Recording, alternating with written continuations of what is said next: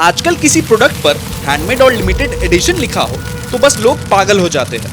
अगर मैं कहूँ भारत का एक आर्ट यही सब पिछले 4000 सालों से कर रहा है तो असली ओजी है कौन?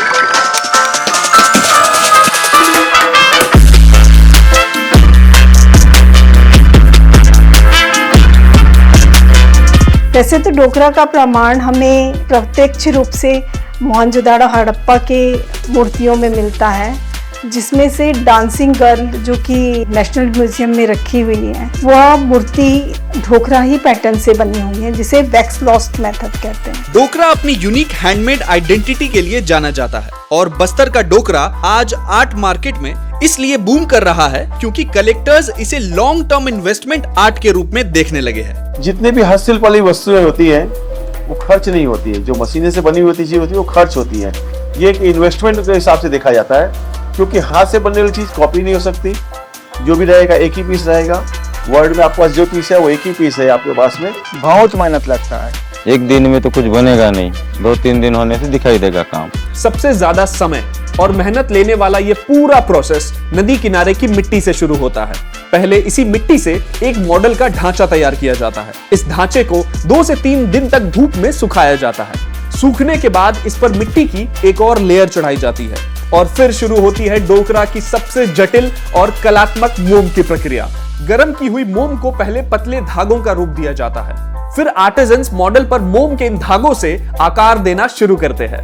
इन वैक्स के पैटर्न्स को शेप देने में माइक्रोस्कोपिक लेवल की प्रिसीजन लगती है। एक एक लाइन उन हाथों की विरासत को दोहराती है जो सदियों से इस आर्ट को जिंदा रखे हुए है। इस डिटेल्ड मोमकारी के ऊपर एक बार फिर नदी किनारे की मिट्टी लगाई जाती है और फिर खेत की मिट्टी में भूसा मिलाकर एक और लेयर चढ़ाई जाती है। तब जाकर शुरू होती है भट्टी की असली प्रक्रिया, जहां ये कला अपने अंतिम रूप की तरफ आगे बढ़ती है।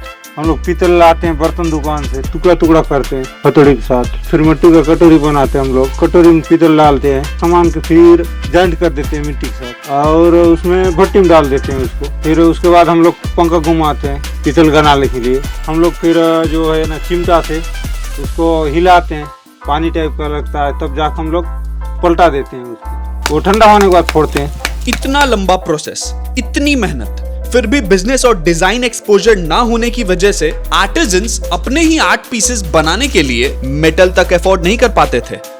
ये जो कला है बहुत महंगी भी थी, तो पीतल धातु इसमें लगता है तो बहुत महंगी पड़ती थी। सरकार ने इस इशू को समझते हुए बस्तर में डोकरा को ODOP, one district one product के रूप में चुनकर आर्टिजन्स के लिए सिर्फ बिजनेस अपॉर्चुनिटीज ही नहीं बनाई, बल्कि उन्हें मार्केट सपोर्ट से लेकर डिजाइनिंग एक्सपोजर तक हर लेवल पर रियल सपोर्ट देना शुरू किया। तब से ना जैसा डिजाइनर भी आते हैं, डिजाइन का काम कराते हैं हम लोग को।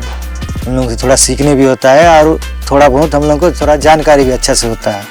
तो इस हिसाब से सरकार भी ना बहुत हम लोग को ना सुविधा कराती है। तो अभी नया मॉडल निकला है जो मूर्ति बनाते हैं, हाथी घोड़ा बनाते हैं, दुनिया भर बनाते हैं, अधिक सीख गए। बस्तर ढोकरा को ODOP मिलना एक सराहनीय कदम है और यह एक उचित सम्मान मिला है हमारे आर्टिस्टों को। GST 2.0 से डोकरा पर लगने वाला 12% टैक्स सिर्फ 5% कर दिया गया और इस बदलाव ने सच में आर्टिजन्स का पूरा बोझ हल्का कर दिया। सीधा 7% का फर्क पड़ना इसकी लागत को बहुत कम करता है और जो डिमांड रुक गई थी वो वापस उसमें एक बहुत अच्छी बढ़ोतरी हुई है, जो कि बस्तर के कारीगरों को एक बहुत अच्छा अवसर प्रदान करेगी। ये क्राफ्ट 4000 साल पहले भी आइकॉनिक थी और आज भी आइकॉनिक है। सो अब समझ आया ना असली ओजी कौन है?